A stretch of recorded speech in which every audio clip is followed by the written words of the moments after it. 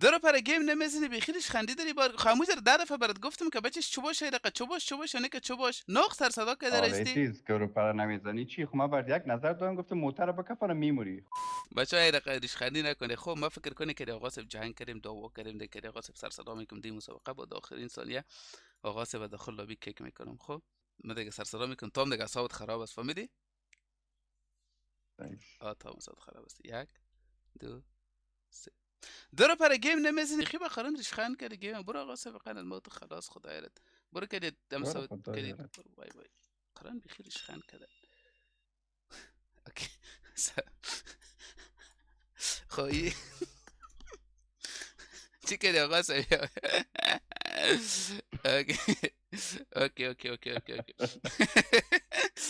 خوش آقا صاحب خوش اید فهمیده نشد نه.